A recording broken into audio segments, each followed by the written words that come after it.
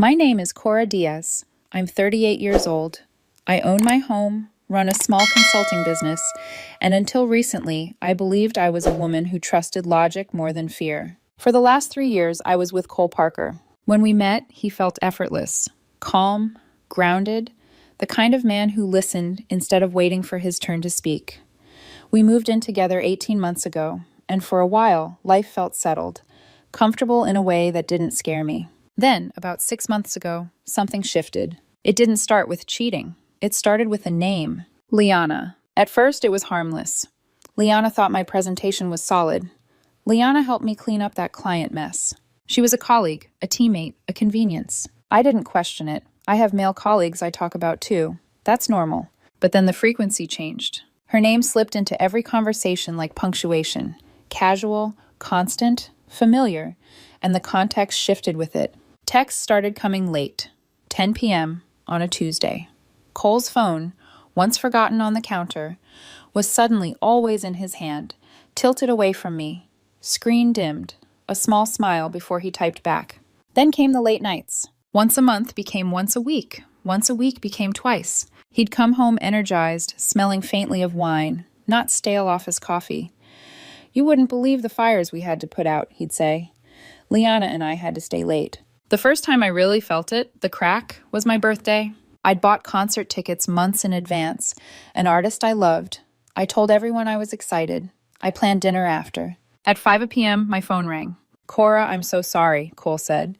"There's a huge client crisis. Liana and I have to stay late and redo the proposal." Traffic roared in the background. "Are you at the office?" I asked. He exhaled sharply. "I'm in an Uber heading back from a late meeting." "Why? Do you not trust me?" I swallowed the question that wanted to come out. I ate the cost of the tickets. He came home after midnight, apologetic, but not guilty. The moment that changed everything came at a friend's barbecue. Cole checked his phone and laughed. Not a polite chuckle, a full, unfiltered laugh. "What's so funny?" someone asked. "Oh," he said casually, waving it off. "Just a work thing. You wouldn't get it." The way he said it, that line between us, was the loudest sound in the yard. That night I spoke calmly. I told him the texting, the late nights, the inside jokes made me uncomfortable, that it felt like he was prioritizing another relationship over ours. He looked at me like I'd asked him to explain gravity. "Cora," he sighed, "you're being paranoid." Then he said it. "She's just my work wife." The words landed wrong, heavy, intimate.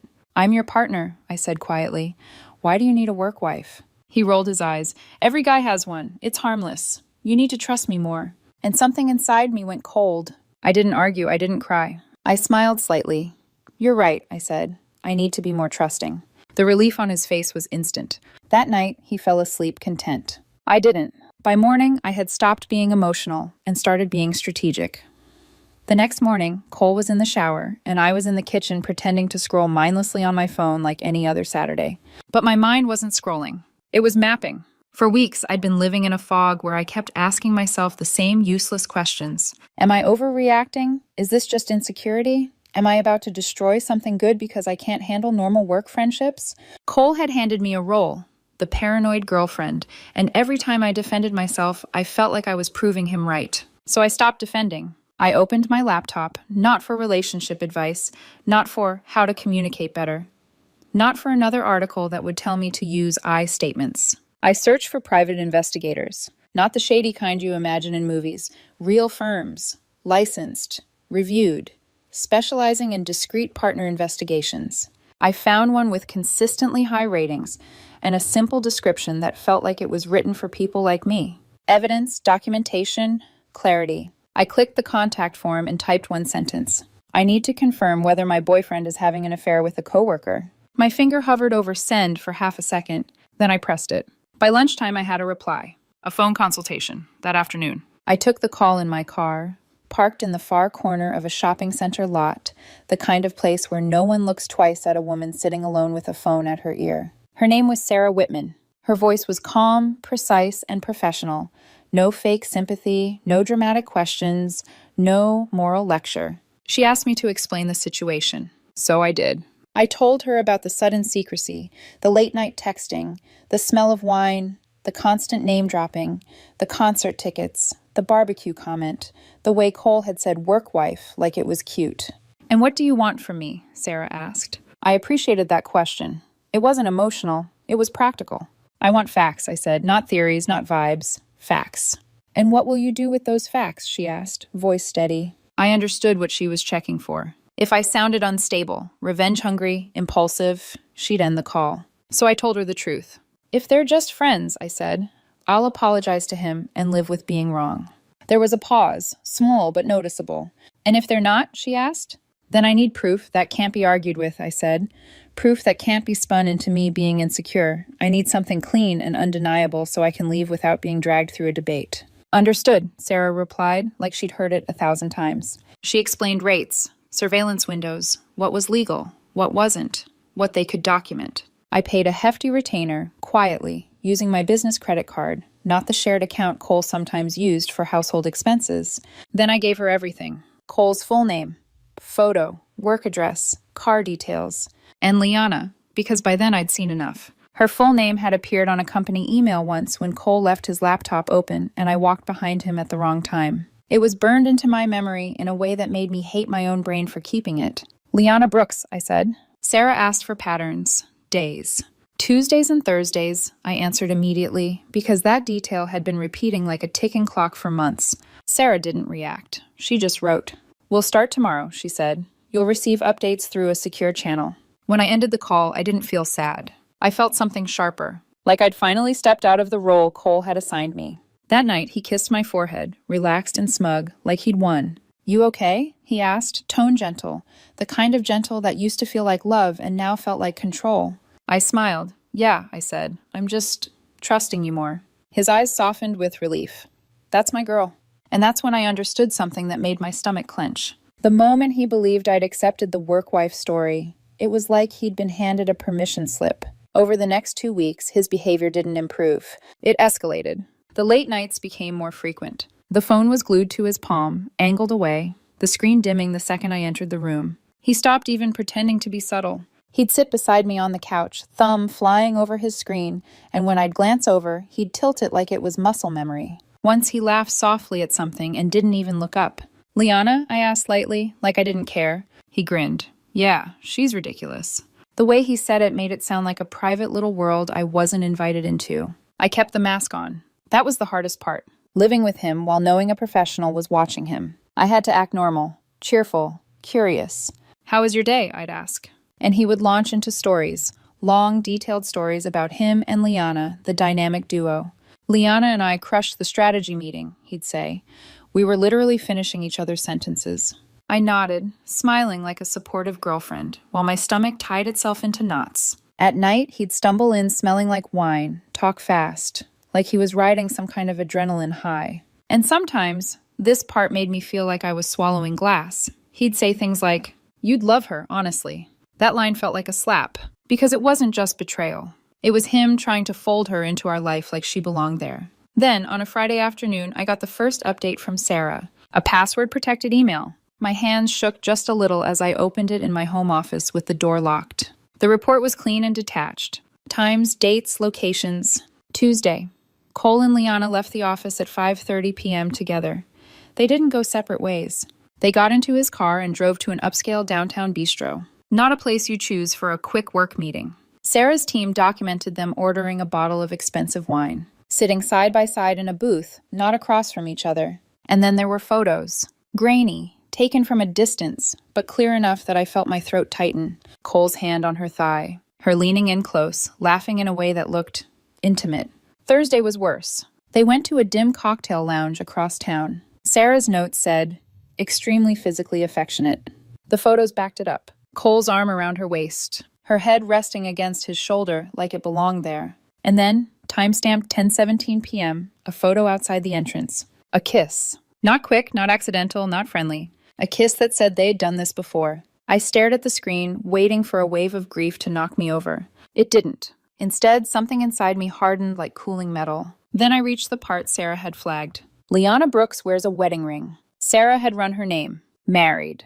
2 kids. A house in the suburbs. So Cole wasn't just betraying me. He was helping a woman betray a family. And that made it worse in a way I didn't expect. because it stripped away every excuse he might try to hide behind. This wasn't confusing feelings. This was a choice, repeated, comfortable. I called Sarah. My voice was steady. "This is good," I said, "but it's not enough." "What more do you need?" she asked. "She can still spin it," I said, thinking out loud. "He can say it was a mistake, a moment, a misunderstanding." I stared at the photo again. I need something that can't be interpreted. I need the nail in the coffin. There was a small pause. "That kind of evidence can take more time and resources," Sarah said carefully. "I don't care about the cost," I replied. "Do what you need to do." Then I added, because the thought had been growing teeth in my head, "I also need information about her husband, name, address, anything." "Understood," Sarah said again. That night, Cole came home humming, like a man who believed he was untouchable. He told me he and Liana had worked late again, but they'd had a breakthrough. He said his boss was probably going to give them both a bonus. He looked me straight in the eyes while he lied. And for the first time in months, I felt something that wasn't fear, or sadness, or doubt. I felt pity, because he had no idea he was living on borrowed time. His world was a house of cards, and I was standing very still, waiting for the right moment to breathe. 3 weeks passed. 3 weeks of pretending I was the calm, reformed girlfriend who had finally learned her lesson. Cole grew more relaxed with every day. It was almost fascinating, watching how quickly someone settles into comfort when they believe they've regained control. He stopped over-explaining, stopped checking his tone, stopped pretending his phone wasn't more important than the room we were sitting in. Every Tuesday and Thursday followed the same script. "There's a fire at work. Liana and I have to handle it. Only we know the client well enough." Sometimes I wondered if he even heard himself anymore, or if the lie had become so routine it no longer registered as one. I smiled. I nodded. I played my part. Inside, I was counting. The final package arrived on a Wednesday morning. Not by email. Not by secure upload. A courier walked into my office building and asked for Cora Diaz by name. He handed me a thick manila envelope. No return address. Just one word stamped in the corner. Confidential. I thanked him, closed my office door, and sat down. My hands were perfectly steady as I broke the seal. Inside was a detailed report and a stack of glossy, high-resolution photographs that made my breath stall for just a second. Sarah's team had been thorough, ruthlessly so. The report outlined a pattern. Every Thursday at 4:20 p.m., like clockwork, Cole and Liana left the office together. Not late, early. They drove to a mid-range hotel off the highway. Clean, respectable, forgettable. The kind of place people choose when they don't want to be noticed. Cole paid in cash. The first photos showed them at the check-in desk. Liana glanced around nervously. Cole didn't. There were shots of them in the hallway, her hand tucked casually into the back pocket of his jeans, his keycard in his other hand. They looked relaxed, happy. That was the part that hurt, not in a sharp way, but in a dull, hollow one.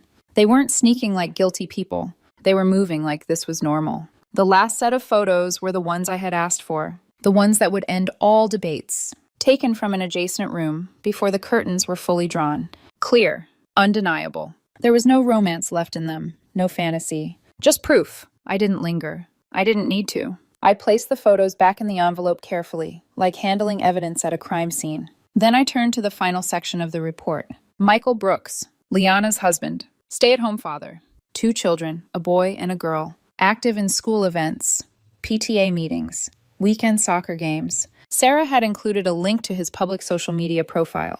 I clicked it. Photos filled the screen. Smiling kids covered in face paint. Family barbecues. Holiday photos where Liana leaned into Michael, his arm around her like he believed it belonged there. One caption from just a few months earlier made my stomach flip. So grateful to have this man by my side, my rock. I closed the tab.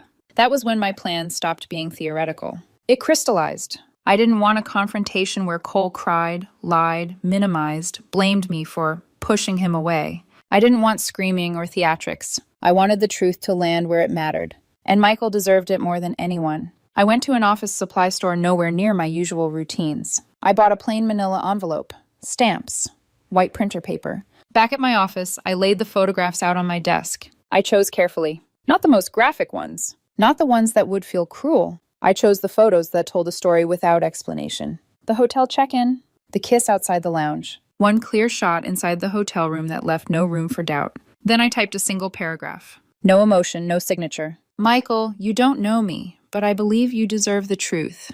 These photos were taken last Thursday. Your wife told people she was working late. That was it. I didn't justify myself. I didn't explain. Facts don't need apologies. I addressed the envelope using the verified home address Sarah had provided. Then I drove to a post office in another county. I dropped the envelope into a blue collection box without looking back. The fuse was lit. That night, I came home and began the next phase. Packing. I didn't throw anything. I didn't break anything. This wasn't about anger. I carefully emptied Cole's dresser, his side of the closet, his bathroom shelf, clothes folded, shoes paired, belts rolled. I labeled boxes neatly and stacked them in the spare bedroom. When I closed the door, it felt ceremonial. For the next 2 days, I waited. Cole went about his life like nothing was wrong. He talked about weekend plans, about a possible promotion, about a trip he thought we'd take soon. I watched him with a strange sense of distance, like observing someone through glass. Saturday afternoon, I was in the garage reorganizing tools when my phone started vibrating. Once, twice, then nonstop. Cole. I ignored the first call, then the second. Then the text began flooding in. Call me. Now. We need to talk. What did you do? Answer me, Cora. What did you do? That last message told me everything. The envelope had arrived. The house of cards had started to fall. I didn't respond. I just sat there in the quiet, phone in my hand. And for the first time in months, I felt something close to peace. The truth was no longer just mine to carry. Cole didn't come home until after midnight. I knew he wouldn't. Men like him always needed time after the fantasy shattered, time to scramble, to assign blame, to decide which version of the truth might still save them. I was sitting in the living room when the front door finally opened. Not pacing, not crying, just reading a book. The man who stepped inside looked like someone I barely recognized. His face was pale and blotchy, eyes bloodshot, jaw tight like it was holding together something that wanted to crack. What did you do? He demanded, voice already shaking. I slid my bookmark between the pages and closed the book slowly. I'm not sure what you mean, I said evenly. Don't do that, he snapped. Don't pretend. Michael knows. He has pictures. Liana called me screaming. Her entire life just blew up. I waited. Silence is powerful when you let it stretch. How did he get those photos? Cole pressed, pacing now. Who took them? I stood up. I told you I needed to be more trusting, I said. So I trusted a professional to find the truth. The realization hit him like a physical blow. His mouth opened slightly, closed again. You had us followed? He whispered. I had you followed, I corrected. She was just part of the story. His anger flared fast, sharp, desperate. You ruined everything, he said. You destroyed her marriage, her kids. Do you have any idea what you've done? I looked at him, really looked. You destroyed that marriage, I said quietly. I just turned on the lights. The fight drained out of him all at once. He sank onto the edge of the couch, head in his hands. My life is over, he muttered. No, I replied. The version of your life built on lies is. I gestured toward the hallway. Your things are packed. I want you out by tomorrow evening. He looked up sharply. You can't just kick me out. This is my house, I said. You moved in. You're leaving. The argument that followed was exhausting in the way all predictable arguments are. He cried. He begged. He tried anger again. Then guilt. Then promises. He said it was a mistake. Then he said it wasn't serious. Then he said I'd been distant. I let him talk. When he finally realized none of it was working, his voice dropped. I have nowhere to go, he said. I met his eyes. Call your work wife, I said. The words landed hard. He flinched. She won't answer, he admitted quietly. Michael kicked her out. Froze the accounts. He's blaming me. I nodded. Tomorrow, I repeated. He slept on the couch. The next morning, he called his parents. His father came that afternoon with a truck. Neither of them looked at me. I didn't need them to. When Cole drove away for the last time, boxes stacked in the back, I felt nothing dramatic. Just relief. The silence in the house felt earned. Over the next weeks, the fallout rippled outward. Michael filed for divorce. With photographic evidence, there was no room for denial. He got the house, primary custody, a favorable settlement. Liana's image at work collapsed just as fast. Michael filed a formal complaint with their company. An internal investigation followed. Cole was fired for cause. Violation of company policy, inappropriate workplace relationship.